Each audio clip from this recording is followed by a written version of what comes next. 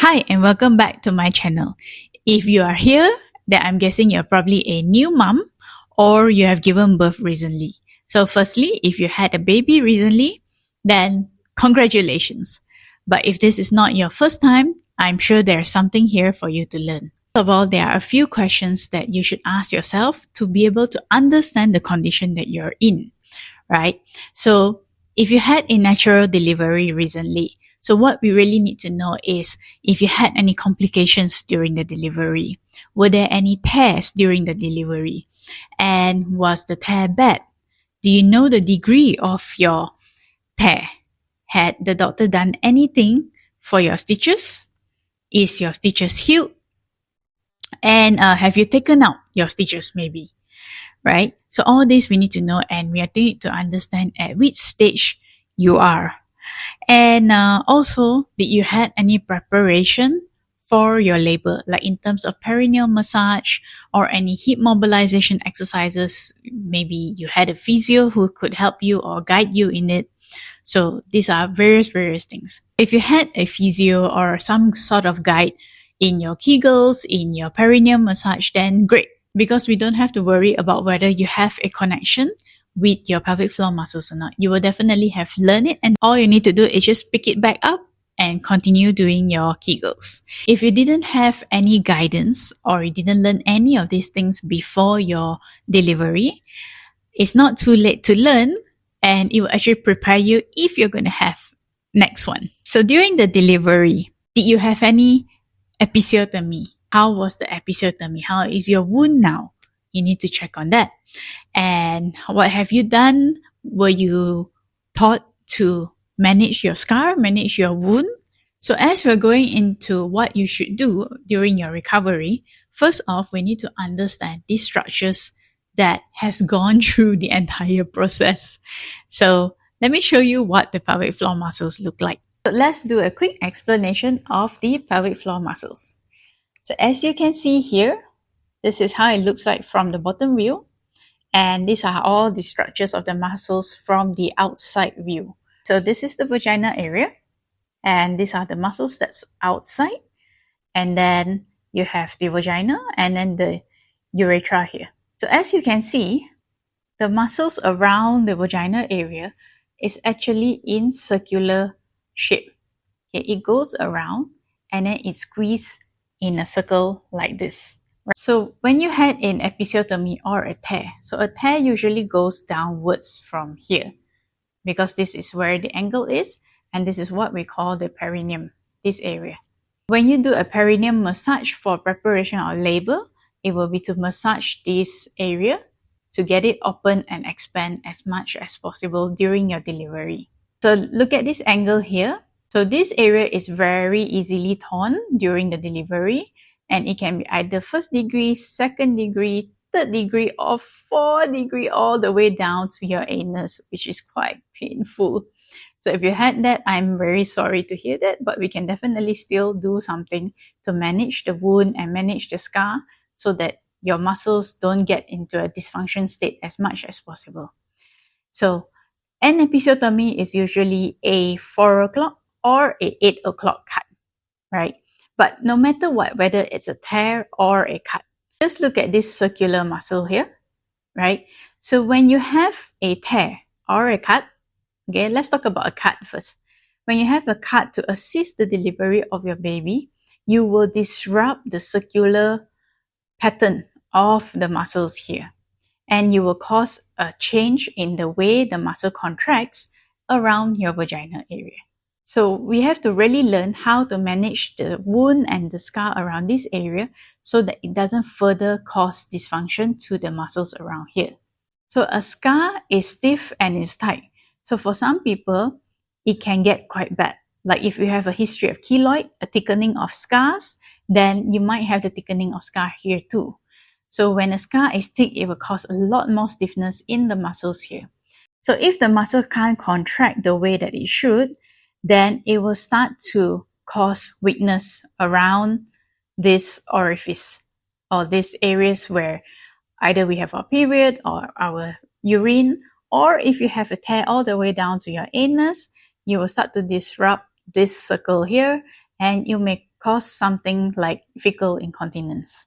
So what we need to do, if you already have the tear and you already have the cut, all we need to make sure is the scar becomes as flexible as possible.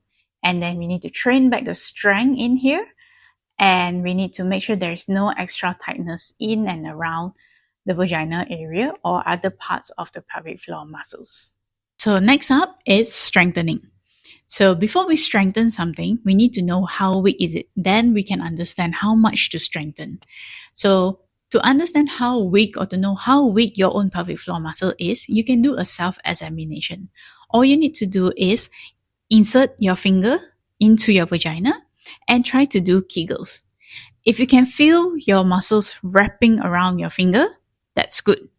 If you can even feel just a bit of contraction of squeezing in between your finger, then you have some contraction.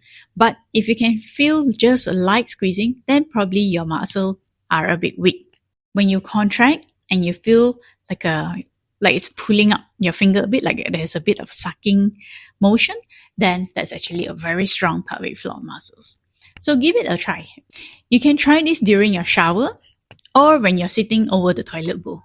Also remember that when you're trying to squeeze your pelvic floor muscles and when you're trying to do your Kegels, you're not squeezing your buttock muscles or your inner thigh muscles. It should really feel exactly right in your vagina. So the next question is, when should you start doing this? When should you even start to assess the strength of your pelvic floor? So a typical wound or scar heals about 4 weeks time. So within the end of the 3rd week or the 4th week, you can already start to assess. You can insert your finger, you can feel it around the wound area or the scar area during the 3rd and the 4th week. So of course your question is like, so what do I do in the first 2 weeks, right? So in the first 2 weeks, you can do whatever movement that's available to you. So things like walking and just moving for your daily function, that's fine. Just not too much of stair climbing, or maybe not excessive walking, like going out to the park and things like that. You have to take it slow after the delivery because that allows your body to heal itself. And you cannot speed up the healing. You cannot speed up the rate of recovery, but you can assist your body to recover better. So in terms of the strengthening, so in the first 2 weeks, you can do your walks, you can do a bit of breathing exercise, something gentle, and just to make sure that your scar and your wound is healed properly. And then when it comes to the 3rd or the 4th week, then you can start to assess. You can start to feel, put your hands down and you can feel around the wound area and see how it feels. And if your stitches are supposed to come out or is the type of stitches that gets absorbed, you can just check on that, do your doctor's review and get it all cleared. So when all things are cleared, when your doctor has cleared you of any infection or any other complications, then you can start to try your Kegels again. You can do gentle squeezing, which is just by pulsing. So all you can do is just squeeze, squeeze, squeeze. You can do it 10 times, many sets of 10s throughout the day, not at one shot. You're not doing a workout session for your pelvic floor. You are retraining and let your pelvic floor muscle get used to whatever that's happening in your body at that moment. So as you go on into maybe the 5th week or the 6th week, then you can increase your walks. You can start to climb stairs where you can move your leg in different direction, forward, backward, uphill, downhill. So you can do more of that. And then maybe you can start to do some hip raises and even some simple leg raises and maybe some abdominal contractions. I'm not talking about sit-ups. Do not do sit-ups in the early days of your postpartum. You can maybe go to a physiotherapist to learn it. It's a breathing that helps you to contract and to activate your core muscles and your abdominal muscles. So maybe you can go to your physiotherapist and get a guide on how to do breathing exercises that can help to activate your core muscles along with your pelvic floor muscles. So 6 week, do gentle breathing exercise, hip raises, leg raises. Those are fine. Any yoga movements or any body weight movements, it should be fine by then. But if you're still not feeling it, because I can understand that there are different rates of recovery for every different mothers.